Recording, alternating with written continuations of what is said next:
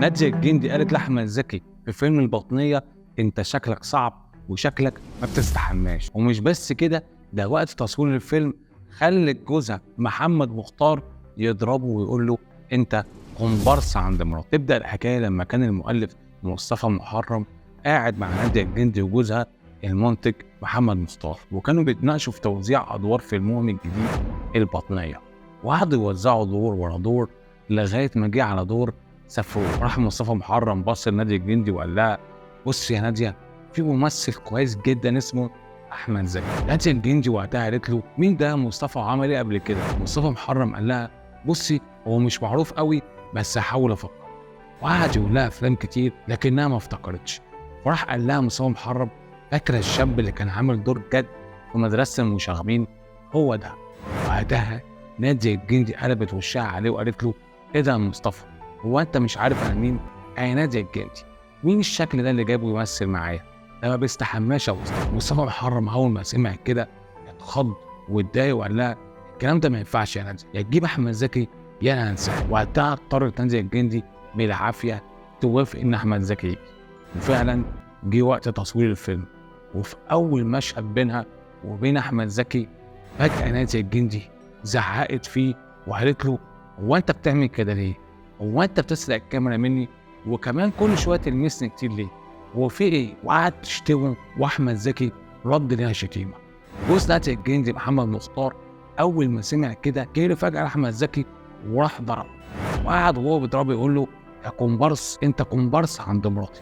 احمد زكي اول ما شاف كده عمل حاجه محدش يطوع. لو وصلك الفيديو عملنا لكم شير واكتب في تعليقات وصلك وساعد الفيديو في الانتشار. بيكمل الحكايه دي المؤلف مصطفى محرم في مذكراته حياتي في السينما، وبيقول ان نادية الجندي راحت اتخانقت خناقه كبيره جدا مع احمد زكي وكذا مره، وكانت بتلكك له. وزي ما قلت لك ان في مره نادية الجندي زعقت فيه وقالت له: هو انت بتزقني ليه؟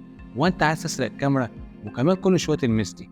وقعدت تغلط فيه بألفاظ صعبه. رد عليها احمد زكي. وقتها محمد مختار اتحمق وجري ورا احمد زكي وقعد يضربه وقال له: ازاي يا كومبارس تعمل كده مع نجمه الجماهير؟ وراح احمد زكي وضربه. وقتها مخرج الفيلم حسام الدين مصطفى اتنرفز واتدخل وحاش على احمد زكي، واول ما الدنيا هديت ساب التصوير وركب عربيته وقال لهم: انا ما ينفعش اشتغل في جو زي ده. وبيكمل مصطفى محرم الحكايه وبيقول ان احمد زكي كان فعلا شخص ذكي ورفض ياخد موقف وينسحب من الفيلم زي ما هو كانوا عايزينه ينسحب، لانه كان فاهم ان الفيلم ده هيبقى نقله نوعيه في مشوار الفيلم. وبيقول مصطفى محرم تاني يوم رجع المخرج تاني واشتغلوا عادي، وفضل تصوير الفيلم يشتغل، لكن فضل خلاف كبير قوي بين نادية الجندي واحمد زكي. وبرضه بيقول مصطفى محرم: انا الموقف ده ضايقني، لكن بعد كده لقيت محمد مختار بيقول لي: هو انت محموق ليه على اللي اسمه احمد زكي؟ الراجل ده اتكلم عليك يا مصطفى وحش اصلا، وقال عليك هو مين مصطفى محرم ده اللي يقف قدام مخرج كبير زي حسام الدين مصطفى. مصطفى محرم بيقول: انا استغربت وحسيت ان محمد مختار بيكذب، لقيت محمد مختار بيحلف لي وبيقسم لي ان ده حصل. وراح نده نادية الجندي وقال لها: تعالي اشهدي واحلفي قدام مصطفى محرم ان احمد زكي غلط فيه. وفعلا حلفت لي نادية الجندي، لكن برضه ما صدقتش. لكن مصطفى محرم بيقول برضه: انا في الاخر عرفت ان احمد زكي فعلا غلط فيا ووقف في صف المخرج، لكن لما اتعرض الفيلم نجح وكسر الدنيا واتحققت نبوة مصطفى محرم، وبقى احمد زكي هو بطل الفيلم والملفت في الفيلم.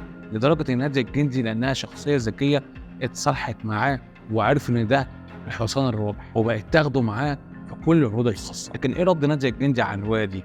نادية الجندي ردت وقالت ان الخلاف اللي حصل بينها وبين احمد زكي هي ملهاش دخل فيه، لكن الحكايه ان احمد زكي كان عايز دايما يعيد عشان كان دايما عايز يبقى فيه اداء افضل من كده. لكن جوزها محمد مختار اتنرفز جدا لان ده خساره كبيره وقتها، قعد يقول لاحمد زكي: وانا جايب وجه جديد عشان اصرف كتير؟ احمد زكي ما عجبوش الكلام ده واتخانق معاه وقال له: الوجه الجديد ده هتشوف بكره هيبقى ايه. لكن خلافات نادية الجندي واحمد زكي ما كانتش الخلافات الوحيده في فيلم البطنيه.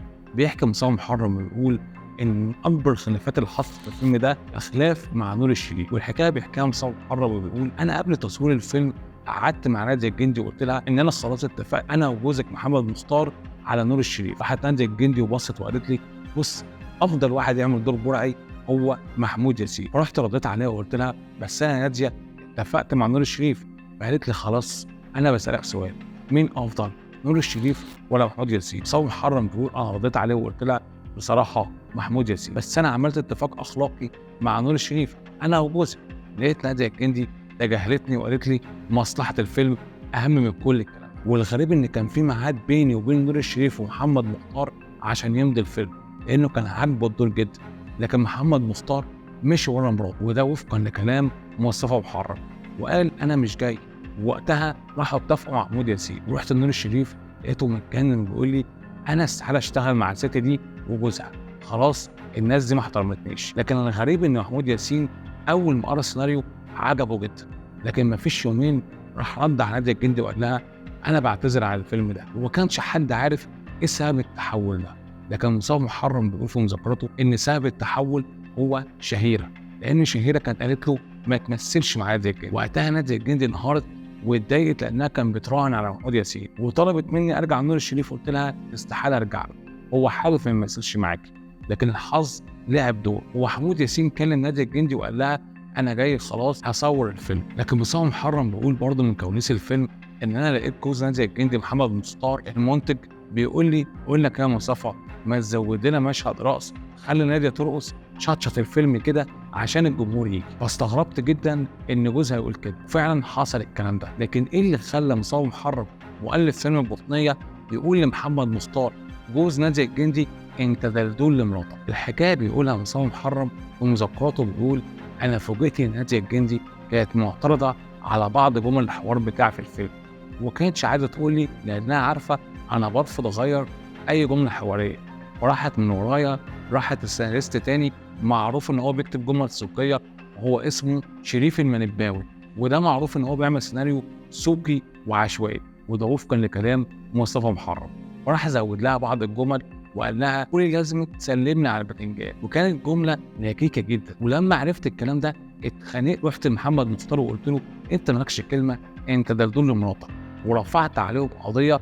لكن المحكمه حكمت بعدم الاختصاص، وحاولت ناديه الجندي هي وجوزها يصالحوني ويتوددوا ليا، وفعلا صالحنا. في نهايه الفيديو هل فعلا شايف ان احمد زكي انتصر على ناديه الجندي واثبت نفسه ولا لا؟ شاركونا برايكم في التعليقات، ولو عجبك الفيديو اعمل لكم شير، وتابعوا صفحاتنا على الفيسبوك وقناه على اليوتيوب وقناه على التيك توك.